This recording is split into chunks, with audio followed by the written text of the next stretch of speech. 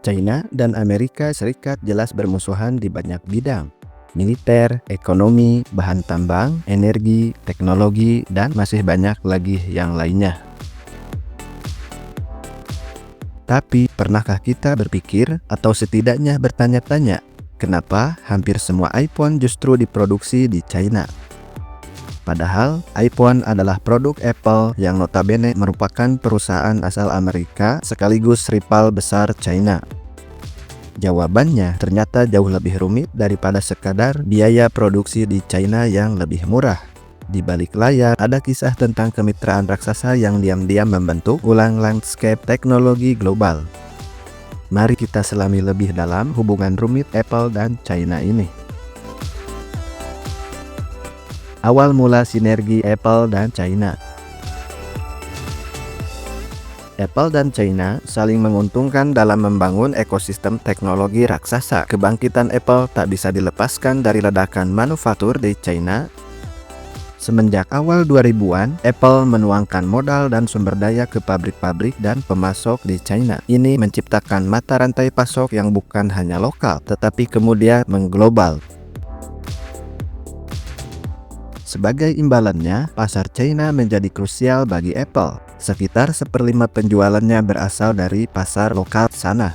Pada tahun 1999, Apple menunjuk Foxconn atau Honhai Precision Industry yang merupakan perusahaan asal Taiwan sebagai mitra untuk perakitan.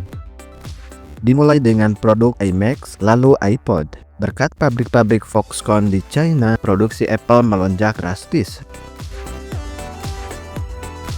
Hampir semua iPhone kini dirakit di sana. Selama dekade 2000-an dan 2010-an, Apple semakin memperluas jaringan di China. Pabrik-pabrik Foxconn di Zhengzhou dan Shenzhen, ditambah mitra seperti Vegatron, Wistron, dan Luxshare menjadikan China sebagai pabrik induk iPhone untuk dunia.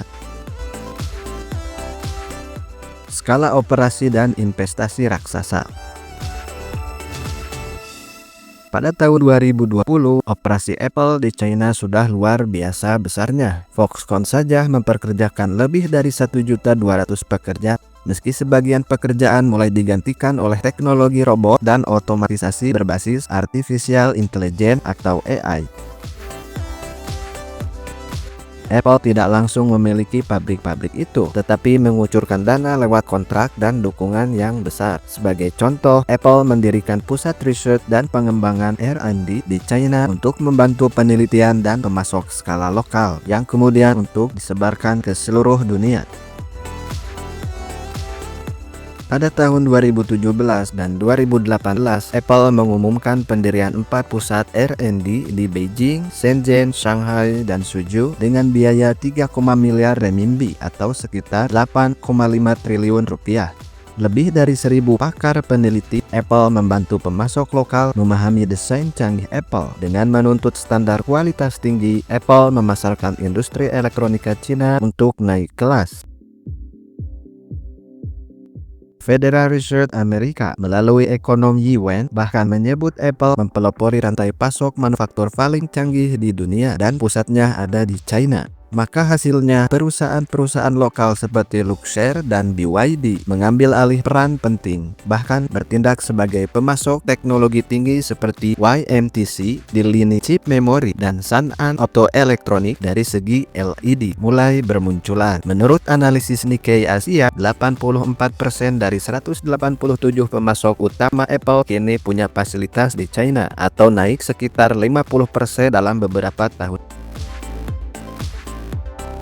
Hampir semua iPhone diproduksi di China. Lebih dari 200 juta unit per tahun dikirim dari China ke pasar global. Ini menyumbang miliaran dolar bagi perdagangan Cina. Sebaliknya, biaya kontrak Apple menjadi aliran pendapatan asing menjadi stabil bagi sektor teknologi China. Ekosistem ini bernilai ratusan miliar dolar tiap tahun dan masuk ke kantong kas negara China.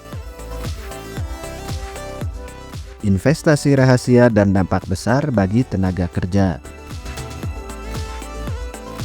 Hubungan Apple-China tak berhenti di kontrak manufaktur. Tahun 2016, saat penjualan iPhone turun, CEO Tim Cook dilaporkan menandatangani kesepakatan rahasia dalam jangka 5 tahun dengan pemerintahan China, menjanjikan investasi hingga 275 miliar dolar atau sekitar 4,5 triliun rupiah.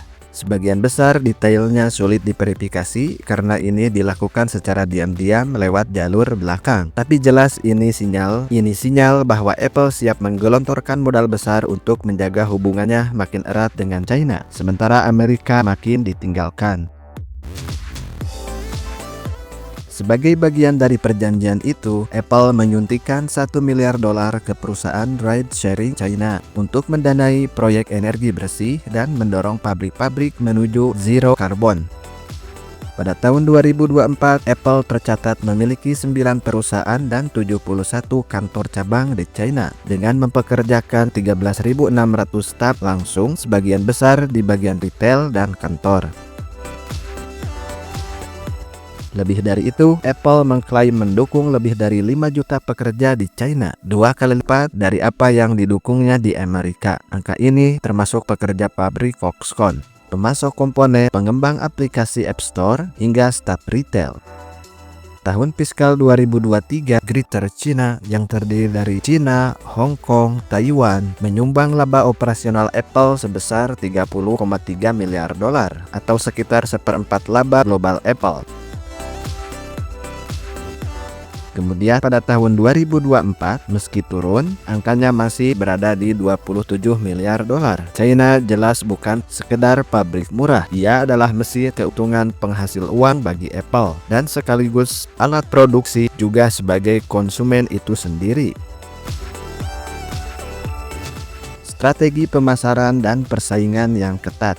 Untuk menjaring konsumen kelas menengah China yang tumbuh pesat, Apple membangun jaringan retail besar-besaran, tetapi bukan di Amerika, tapi ini di China. Dan ini sempat bikin panas kuping Washington sejak membuka toko pertamanya di Sanlitun, Beijing pada 2008. Apple diam-diam memperluas jaringannya ke Shanghai, Guangzhou, dan kota besar lainnya. Pada Januari 2025, jumlahnya mencapai 58 toko, termasuk flagship store ikonik di Shanghai dan Hefei. Setiap toko didesain memikat pembeli lokal, layanannya berbahasa Mandarin, opsi cicilan, program tukar tambah, hingga program tukar tambah.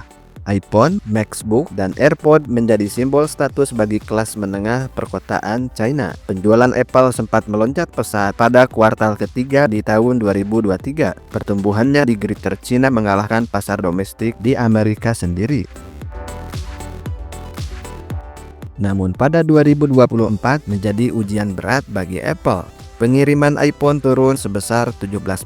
Apple disalip oleh Vivo dan Huawei. Pada kuartal keempat saja, penjualannya anjlok 25% di tengah liburan. Meski begitu, Apple tetap mendominasi segmen premium, menjaga basis pelanggan yang lebih loyal. Apple pun tak tinggal diam. Mereka menyesuaikan strategi, mulai dari cicilan yang lebih fleksibel, konten lokal, hingga fitur-fitur yang ramah kebijakan pemerintah China. Tujuannya agar tetap diterima, baik oleh masyarakat dan oleh Partai Komunis Cina itu sendiri. Layanan seperti App Store dan iCloud juga berkembang pesat dengan lebih dari 5 juta pengembang aplikasi iOS di China pada 2022. Simbiosis dan masa depan kemitraan.